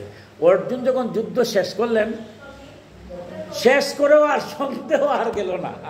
শেষ করে অর্জুনের আবার কি সন্দেহ যে এতগুলা রক্তক্ষয় করছে, এখন আমার তো পাপ হয়েছে, আর আমার সখা কৃষ্ণ উনিয়ারও তো পাপ হয়েছে, উনার কথায় না আমি যুদ্ধ করলাম। তাই ভগবান বলছেন যে হে কৃষ্ণ চলো আমরা দুইজনে মিলে গঙ্গা স্নান করে আসি। ভগবান শ্রীকৃষ্ণ বলছে তোমার রথের সারথি আমি, যুদ্ধ শেষ হয়েছে গঙ্গা স্নান করবে, ঠিক আছে চলো দুইজনে যাই স্নান করি। গেছেন গঙ্গা স্নান করতে। গঙ্গাতে গিয়েছেন, আপনারা যারা কাশিতে গেছেন, আপনাদের কৃপায় আমি গিয়েছিলাম কাশিতে, গিয়া দেখুন কাশিতে ভগবান শিব বলছেন যে যারা মৃতদেহ, কলিকালে দেবাদিদেব বলছেন রাধাতন্ত্রে যে আমি কলিযুগেও কাশিতে অবস্থান করি, যদি কারো জীবিত থাকা অবস্থায় তার ব্রহ্ম নাম হরে কৃষ্ণ কৃষ্ণ কৃষ্ণ হরে হরে, হরে রাম রাম রাম হরে হরে, সেই নাম যারা নিতে যদি নাও পারে আন্তরিকভাবে, মৃত অবস্থায় কারো দাহ যদি কাশিতে হয়, তা আমি তার মৃতদেহের কর্ণগোচরে তারক ব্রহ্ম নাম দেব এবং তার মুক্তি হবে। এই বিশ্বাসে ভারতবর্ষে গিয়ে দেখবেন যেখানেই মানুষ মারা যায় চেষ্টা করে তারা কাশিতে নিয়ে কাষ্ট করার জন্য। কাশিতে সেই কাশিতে গঙ্গা, সেই গঙ্গাতে গেছে স্নান অর্জুন আর কৃষ্ণ স্নান করতে। সন্ধ্যা হয়ে গেছে, ভগবান কৃষ্ণ বলছেন অর্জুন সন্ধ্যাবেলায় হয়ে গেছে, রাত্রিবেলা স্নান করাটা কীরকম হয়? ব্রাহ্ম মুহূর্ত, অর্থাৎ সূর্য উদয়ের 1 ঘন্টা 34 মিনিট যে আগের সময়টা, ওটাকে বলছে ব্রাহ্ম মুহূর্ত। ওই সময় স্নান করাটা ভালো। যে তুমি এক কাজ করো, রথের মধ্যে থাকো, আর আমি একটু পূর্ণিমা রাত্রি আমি একটু গঙ্গাটা দেখে আসি, ঘুরে আসি বলে তিনি চলে গেছেন। এর মধ্যেই দেখেন কিছুক্ষণের মধ্যে অনেক লাশ তো পুরা হচ্ছে, হঠাৎ 2টা ব্যক্তি হরিবোল হরিবোল বলে একটা লাশ নিয়ে গঙ্গার তীরে আসছে। স্বাভাবিক, এটা তো অনেক লাশই আসছে। তো একজন আর একজনকে জিজ্ঞাসা করছে, ভাই এই যে দাহ করবো আগুন আনছো? বলে না, আগুনের তো আনে নেই। বলে ঠিক আছে তুমি বসোই কেন, আমি নিয়ে আসি। তো দেখো সন্ধ্যা হয়ে গেছে, লাশের কাছে আমি একা থাকবো? না না তুমি বসো, ব্লাইন্ড করে বসবো। তাক মারা যে গেছে তো গেছি, থাক এখানে লাশ, দুইজনেই গিয়ে নিয়ে আসি। 2জন চলে গেছে। অর্জুন মনে মনে বলছে হায় রে সংসার, জীবিত থাকতে কত মায়া কত মমতা, আর আজকে মারা গেছে লোকটা, সন্ধ্যা হয়ে গেছে, এখন শিয়ালের ধর্ম তো হচ্ছে মরা খাওয়া। শিয়াল যার দিত এখন তো শিয়াল এসে টুকরে টুকরে আমি তো দেহটা খেয়ে ফেলবে। এরা 2জন চলে গেল। আবার বললো রে বাবা কত যন্ত্রণা, আমার সাথে বন্ধু সখা কৃষ্ণ ছিল, উনি আবার গেছে পূর্ণিমা দেখতো। বাবা জটিলতার লাভ নাই, কোন বিপদ হবে আমার দরকার আমি বসে বসে দেখি, যা আবার হোক। বসে উনি বসে আছে, দেখা যায় ঠিকই এরা 2জন গেছে, একটা শিয়াল আসছে। শিয়ালের ধর্ম তো মৃত লাশ খাবে, আয়সা গ্রান নিচ্ছে কিন্তু খাচ্ছে না। একটু পরে আরেকটা শিয়াল আসছে, আয়সা বলছে বন্ধু তুমি খাচ্ছ না কেন? দেখো আমি শিয়াল, আমি পশু জন্ম ঠিক আছে, কিন্তু আমিও খাদ্য বিচারে একটু বিচার করি। দৌড়বাদ্য মৃতদেহ খাবো, আমার ধর্ম তো মৃতদেহ খাবো, যার দিন ধর্ম যার দিন, আমরা খাবো চলো এর পাটা খাবে না, না এর পা খাবো না। কেন পা খাবে না? যেই পাপির পা খাওয়া যাবে না, পাপিকে মৃতদেহ বলে, আরে মৃতদেহ। যারা এই সংসারে এই যে আমরা আছি, আমরা যারা হাত বালা পা বালা চোখ বালা, যেটা ভগবানের অশেষটা, কোন জন্মে হয়তো পা ছিল না ভালো, কোন জন্মে হাত ছিল না, এই জন্মে হাত আছে 1 সেকেন্ডের মধ্যে আর দিতে কি পারে। এখন যদি প্যারালাইজড হয় বলতে পারবেন না আপনার প্যারালাইজড হবে না, যদি হয় কি হবে, হাত পা সব অবশ্যই। বলছে এই লোকটা সারাটা জীবন পা ভালো ছিল, সারাটা জীবন তার সব কর্ম করলো, অথচ এই পা দ্বারা হেঁটে গিয়া একটা ফুল আইনা দিল না, একটা মন্দিরেও গেল না, একটা পূজা পার্বণ মন্দিরে গিয়ে ভগবান দর্শন করলো না, তার আর জীবনের সময় হলো। অতএব এই পাপের পা আমি খাবো না। তো আর বিপদ বাধ্য, আসো হাতটা খাই, না এই পাপের হাতও খাবো না। কেন? দেখো যার হাত অচল হে জানে হাতের মনে, কিন্তু যার হাত ভালো আছে, এই হাত দিয়া তার জীবনে একদিন হাত তালে যে একটি কীর্তন করে নাই, একটু প্রসাদও খায় নাই, একটা ফুল তুলসী আইনা গোবিন্দরও দান করে নাই। সুতরাং এই পাপের পা আমি হাত খাবো না। দ্বিতীয় শ্রীকাল বলছে তো আরো বিপদের মধ্যে পড়লাম, যে বাধ্য এর মুখটা খাই, বলে না মুখও খাবো না। বলে কেন? যে সংসারে যারা কথা বলে, আবার অনেক আছে কথা বলে না, বুবা, যারা বুবা তারা বুঝে কথা বলার কত সুন্দর, কিন্তু এই মুখটা দিয়া তার জীবনে একটি কৃষ্ণ নাম নেয় নাই, একটু মুখ প্রসাদ দেয় নাই, সব কর্ম করছে, কত বিপাপের মুখ খাবো। তো আরো বিপদে পড়লো। বলে ঠিক আছে তাহলে এক কাজ করো, 2টা কান খাই। বলে না কানও খাবো না। কেন? যে এই কর্ণ দিয়ে আমরা শ্রবণ করি, যারা কানে শুনে না, বধির এরা না বুঝে কত কষ্ট, কিন্তু এই লোকটা সারাটা জীবন কানে শুনলো, কিন্তু গোবিন্দের নাম শোনার তার সময় হয় না, অতএব কান আমি খাবো না। তো আরো বিপদের বন্ধু বললো, ঠিক আছে 2টা চোখ খাই, না চোখও খাবো না। যার চোখ নাই এরা বুঝে গোবিন্দ কত কৃপা করে চোখটা দিয়েছে। হ্যাঁ, চোখটা যদি এই মুহূর্তে নষ্ট হয়ে যায় শেষ হয়ে যাবে না। কিন্তু এই তার জীবনে সব দেখলো, কিন্তু কত পূজা পার্বণ যজ্ঞ অনুষ্ঠান জগতে হচ্ছে, একবার বিগ্রহে গিয়ে দেখলো না, একটা ভক্ত দর্শন করলো না। ভগবান তো বলছেন আমারে দেখা কষ্ট, ভক্তরে দেখলে ভগবান দেখা হয়, কিন্তু তার জীবনে কোনো ভক্ত দেখার সময় নাই, সময় নাই। অত এই পাপির সুখ খাবো। দ্বিতীয় শিখা চিন্তা করলে তার মহাপুরুষ, এর মধ্যে চোখ পড়ছে রথের মধ্যে, বলছে এই বাদ দাও, মরা নিয়ার চিন্তা করলাম না, ওই তখন চিন্তা একটা বসে আছে, এরে ধরে খাই। এবার অর্জুনে বললো হায় রে কৃষ্ণ, আর কত জ্বালাইবা, তোমার লিয়ে আসলাম একটু শান্তিতে গঙ্গা স্নান করতাম, এখন তুমি গেছো গিয়া, এখন শিয়াল দুটো যদি আমার খাইতে আসে, আমি যদি তাদের বাধা দেই, জগতে বলবে যে শিয়ালের লোকে যুদ্ধ করে মারছে, আর বাধা না দেই তো তোমার কামড়াই কামড়াই হলাইবে। হায় কৃষ্ণ, কি বিপদের মধ্যে! এই যে আমার মতো অত্যন্ত একটু সমস্যা হইলেই কৃষ্ণ শুদ্ধ গোষ্ঠী উদ্ধার করে দিই, যে ভগবান কৃষ্ণ তুমি দেখো না, ওর জন্য কৃষ্ণ শুদ্ধ গোষ্ঠী উদ্ধার করতে চায়। কৃষ্ণ তুমি এখন গেলেন কোথায়, এখন আমি কি করবো? এই করতে করতেই দেখা যায় প্রথম শিকার বলছে, ওই তুই কার কথা বলছিস? ওই যে রথের মধ্যে ওই মূর্খটা। অর্জুনের তো রাগ, কত বড় সাহস, আমার দ্বারা গীতা আবির্ভূত হয়েছে জগতে, ঠিক তো? অর্জুন না থাকলে কি গীতা আসতো? আসতো না। আমি বিশ্বরূপ দেখেছি, বিশ্ব ব্রহ্মাণ্ডে আর কেউ দেখছে? কেউ দেখে নাই। আর আমারই একটা সাধারণ শিয়াল আমারে বলছে মূর্খ, রাগে তর্জন গর্জন করছেন মনে মনে। এবার দ্বিতীয় শিয়াল বলছে, আরে তুমি এর চিনো? বলে হ্যাঁ চিনি। বলে কে? বলে সে অর্জুন। দ্বিতীয় শিয়াল বলছে অর্জুন যে গীতা মন্থন করেছে বিশ্ব ব্রহ্মাণ্ডে, তো যদি ভগবানের গীতা এই প্রশ্ন না করতেন, অর্জুনে প্রশ্ন না করলে কি ভগবান দিতেন উত্তর? সমস্ত শাস্ত্রে সার দিয়েছেন, যিনি বিশ্ব ব্রহ্মাণ্ডের অধিপতি তাকে দেখেছেন, বিশ্বরূপ দর্শন করেছেন, আর তারে তুমি বলতো মূর্খ। এবার অর্জুন একটু খুশি হয়েছে যে রায় এখন তো বলছে, এখন দেখি কি বলে শিয়াল। প্রথম শিয়াল বলছে, বন্ধু কি আর বলবো, এর মতো মূর্খ আর জগতে আছে? সে গীতা শুনছে, সব ঠিক আছে, গীতার কথা মতো যুদ্ধ করছে। গীতায় বলছে ন্যায় সত্য ধর্মের জন্য যে কর্তব্য, উনি কর্তৃয়, তাই কি করতে হবে? যুদ্ধ করতে হবে। তাই যুদ্ধ করছে। আমার বাংলাদেশের সেনাবাহিনী, পুলিশ বাহিনী, র্যাব বাহিনী, এরা যদি বলে আমি দুষ্টরে বধ করবো না, তাহলে কি আমরা এখানে বসে সুন্দরভাবে কাজ করতে পারবো? তাদের কর্তব্য যেহেতু, যার কর্তব্য করতে হবে, তাই দুষ্টের দমন করাইটাই তো কর্তব্য, না তো শান্তি সমাজে বাস করবে না। তাহলে তো এখানে পাপের কি আসলো? গীতার কথা মতো দুষ্টকে দমন করছে, সেখানে পাপের তো কিছু নাই। তাইলে অর্জুনের মনে এই প্রশ্ন আসলো কেন যে আমার পাপ হয়েছে? যে কৃষ্ণ বিশ্বরূপ দেখালেন, সে ভয় পেয়ে বললো আমি আর এই রূপ তোমার দেখতে চাই না, তোমার দুই বাহু বিশিষ্ট কৃষ্ণ চাই। তোরাই ভয় পেয়ে গেছে। সে জানতে পেরেছে বিশ্ব ব্রহ্মাণ্ডের অধিপতি তিনি, যার চরণ যুগল থেকে গঙ্গার উৎপত্তি হয়েছে। গঙ্গার উৎপত্তি কোথা থেকে হয়েছে? স্বয়ং পরমেশ্বরের চরণ যুগল থেকে। যার চরণ যুগল থেকে গঙ্গার উৎপত্তি হয়েছে, তারে নিয়ে আইছে গঙ্গা স্নান করাইতে। তার মতো মূর্খ কে আর আছে? এবার অর্জুন দেখুন কত কঠিন, আমরা এই জগতে আছি। অর্জুনের মতো ব্যক্তি, তার ভাবান্তর হয়ে গেল, সব বোনাস। ঠিকই তো শিয়াল বলছে, এই গীতার মধ্যে কি অমৃত কথা বলছেন, এই কথা অনুযায়ী যে কর্ম আমি করি, কেন পাপের কিছু আছে? আমার মধ্যে সন্দেহ এখনো রয়ে গেছে। বিশ্ব ব্রহ্মাণ্ডের অধিপতি যারা আমি দুই চোখকে দেখছি দিব্যদৃষ্টি দেওয়ায়, আর যার চরণ থেকে গঙ্গার উৎপত্তি হলো, তারে নিয়ে এসে গঙ্গা স্নান করতে, আসলে তো আমার মতো মূর্খ আর কে আছে? এবার তিনি হা কৃষ্ণ বলে নয়ন জলে কাঁদতেছেন যে ভগবান তোমারে চিনা, তোমারে জানা জীবনে আমার হলো না। গীতার ধ্যান করেছো, পেয়েছি, যুদ্ধ করলাম, এখনো তোমার আমি চিন্তা পারলাম না। তুমি যদি কৃপা না করো এই জগতে, ভগবান যদি কি যে ভক্তি মার্গের, আজকে যে বিষয়টা আমি আলোচনা করলাম ভক্তি মার্গের। এবার অর্জুন যখন দুই নয়ন জলে ভগবান শ্রীকৃষ্ণকে ডাকছেন, আমার ভগবান কি বলছেন? ভগবান আমি প্রথম শুরু করেছিলাম, যা ভগবান বলছেন পত্রম পুষ্পং ফলম তুষম, যে ভক্ত আমার একটু তুলসী পত্র দেয়, যে ভক্ত আমার প্রতিদিন একটু ফুল দেয়, একটু ফল দেয়, অথবা একটু জল দেয়, তাতেই সন্তুষ্ট হয়।